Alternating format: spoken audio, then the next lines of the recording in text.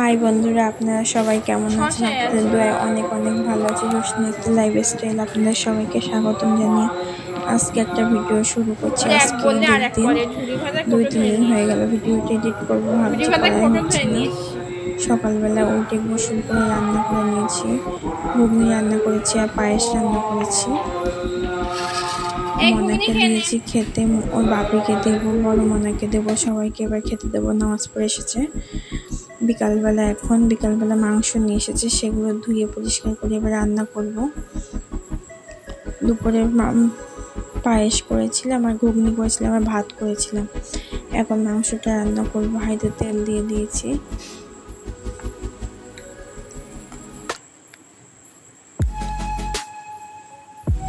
পেঁয়াজ দিয়ে দিলাম, তেলগুলো ভালো করে গরম হলে তেজপাতা দিয়েছি, তারপরে পেঁয়াজগুলো দিয়ে দিলাম। ভীষণ গরম আজকে, এত গরম পড়ছে যে আমার মাথা ভীষণ যন্ত্রণা করছে। তা কি করবো বলো বন্ধুরা, রান্না তো করতে হবে, তাই না? মেয়েদের জীবনটা এরকম। আদা রসুন ঝাল সব একসঙ্গে পেস্ট করে রেখেছিলাম, সেগুলো সব দিয়ে দেবো।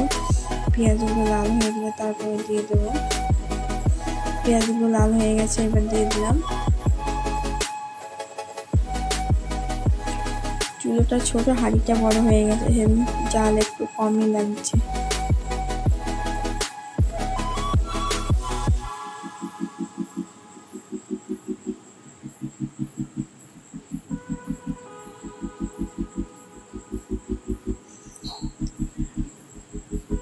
লবণ দিয়ে দিলাম, তাহলে মাংস মশলার তলায় তাহলে ধরা লাগবে না। মশলা লেগে যায় নিচে, সেগুলো আর লেগে যাবে না।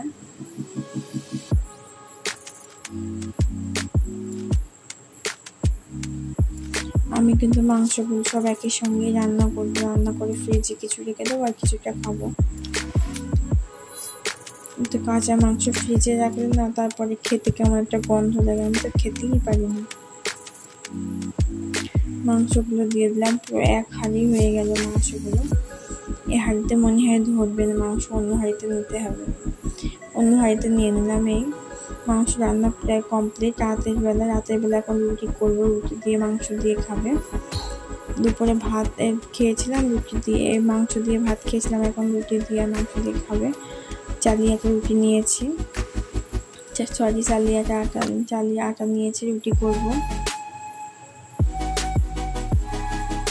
এক বলছি আর এক হচ্ছে,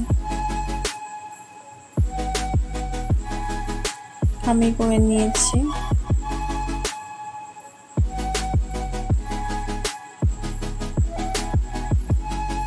আমি করা হয়ে গেছে, এবার রুটিগুলো জলদি করে নেব।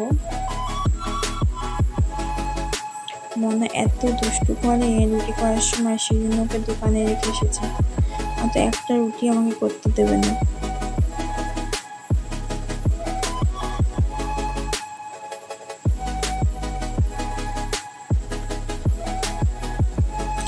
যে যেখান থেকে আমার ভিডিওটা দেখছে সবাইকে বলছি, ভিডিওটা যদি ভালো লাগে লাইক কমেন্ট শেয়ার করে দেবেন, পাশে থাকা বেল আইকনটি বাজিয়ে রাখবেন, তাহলে নতুন ভিডিও ছাড়ার সঙ্গে সঙ্গে আপনাদের কাছে নোটিফিকেশনটা চলে যাবে।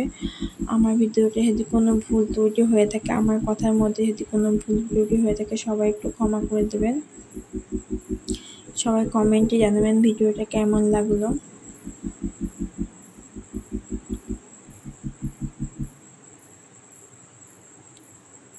এত গরম যে আমি হাত দিতে পারছি না।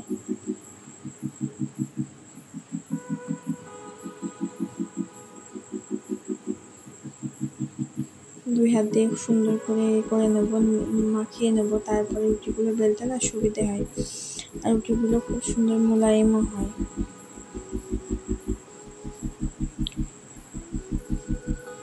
লেচি কাটা হয়ে গেছে রুটির জন্য। একটা রুটি দিয়ে দিলাম বেলে। একা ভিডিও করি, একা রান্না করি, সব সমস্যায় হয়ে যায়। স্ট্যান্ড থাকলে খুব সুবিধা হয়। চেষ্টা করবো একটা স্ট্যান্ড নেবার। আপনারা যদি ভালোবাসা দেন, নিশ্চয়ই একদিন সফলতা পাবো।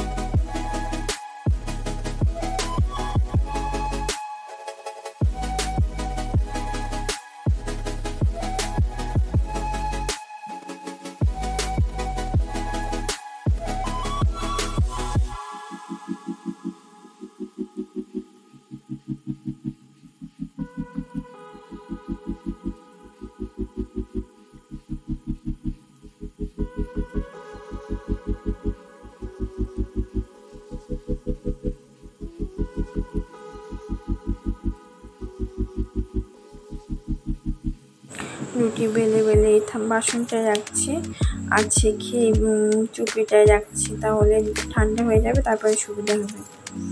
ঠান্ডা হয়ে গেলে তারপরে একটা পাত্রে রাখলে সুবিধা হবে, না তো গরম রাখলে না ভাপুরে রুটি একদম পুরো কাঁথা মতো হয়ে যায়, সে খেতেই ভালো লাগে না।